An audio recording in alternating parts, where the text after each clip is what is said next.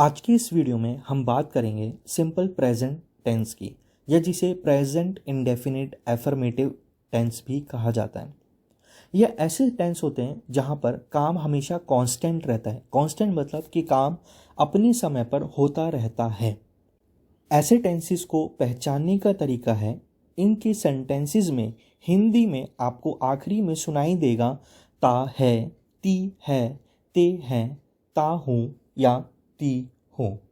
ऐसे सेंटेंसेस को बोलने का फॉर्मूला होता है सब्जेक्ट यानी जो काम कर रहा है वो, प्लस वर्ब प्लस इन्फिनेटिव या ऑब्जेक्ट प्लेस और टाइम। एग्जाम्पल, मैं स्कूल जाता हूँ, आई गो स्कूल। तुम स्कूल जाते हो, यू गो स्कूल। हम स्कूल जाते हैं, वी गो स्कूल।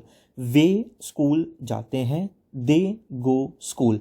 वह स्कूल जाता है, ही गो स्कूल। वह स्कूल जाती है, शी गो स्कूल। वह स्कूल जाता है, इट गो स्कूल। बहुत ही सिंपल है। जो काम कर रहा है सबसे पहले हमें उसकी बात करनी है, फिर जो काम हो रहा है हमें उसकी बात करनी है, और सबसे आखिर में जिसके साथ काम हो रहा है हमें उसकी बात करनी है।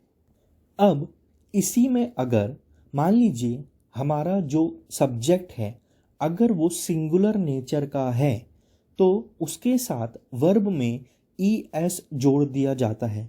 सिंगुलर नेचर वाली सब्जेक्ट होते हैं ही, शी, इट, यानी काम करने वाला इंसान एक है। तो एग्जाम्पल के लिए वह स्कूल जाता है, यहाँ पर एक लड़के की बात हो रही है तो ही गोज स्कूल, तो हमने गो के साथ ES लगा दिया। वह स्कूल जाती है, शी गोज स्कूल। वह स्कूल जाता है, मान लीजिए अगर कोई नॉन लिविंग थिंग है या एनिमल है तो इट गोज स्कूल। और बाकी जितनी भी सब्जेक्ट हैं आई, वी, यू, दे, उनके साथ ये इस्तेमाल नहीं होता, सिर्फ ही, शी, इट या फिर किसी नाम के साथ। अगर मान लीजिए मोहन स्कूल जाता है, मोहन गोज स्कूल। कुछ और एग्जाम्पल देखते हैं। मैं पेन देता हूँ, आई गिव पेन। तुम पेन देते हो, यू गिव पेन। वे पेन देते हैं, दे गिव पेन।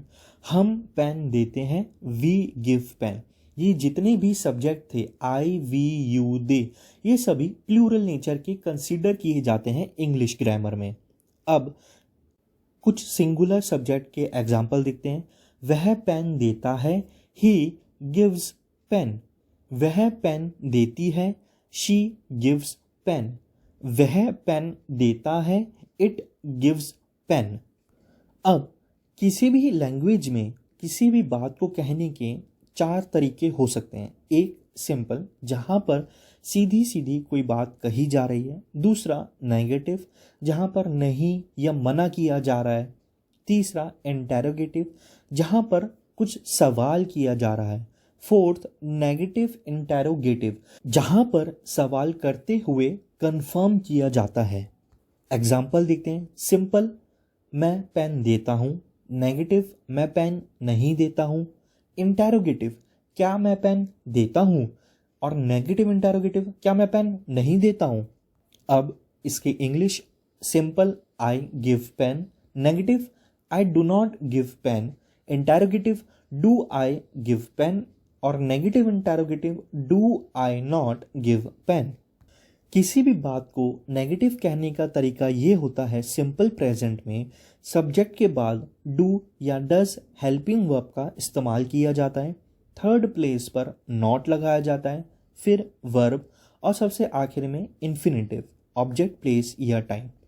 इसी तरह से जब हम इंटेरोगेटिव सेंटेंस बोलते हैं या सवाल पूछते हैं तो ये जो हेल्पिंग वर्ब होती है ये फर्स्ट प्लेस पर आ जाती है, सबसे आगे।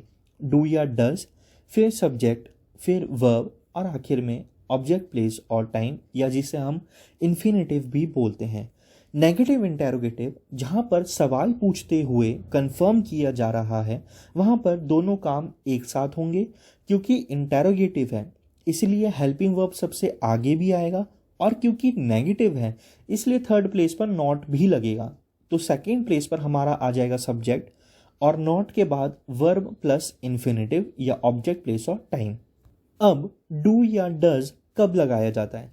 हमारे ऐसे जितने भी सब्जेक्ट हैं जो सिंगुलर हैं, जैसे ही, शी, इट या फिर कोई भी नाम, उनके साथ हमेशा डज लगाया जाता है।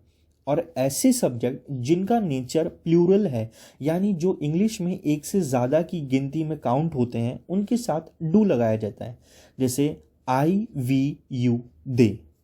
तो हमेशा इस तरह से यूज होगा, I do, we do, you do, they do, he does, she does, it does, Mohan does. हम पानी पीते हैं, वी ड्रिंक वाटर। हम पानी नहीं पीते हैं, we do not drink water. क्या हम पानी पीते हैं? Do we drink water. क्या हम पानी नहीं पीते हैं? Do we not drink water. Simran पानी पीती है, सिमरन ड्रिंक्स वाटर। सिमरन पानी नहीं पीती है, सिमरन डज नॉट ड्रिंक वाटर। क्या सिमरन पानी पीती है? Does Simran drink water. क्या सिमरन पानी नहीं पीती है? Does Simran not drink water.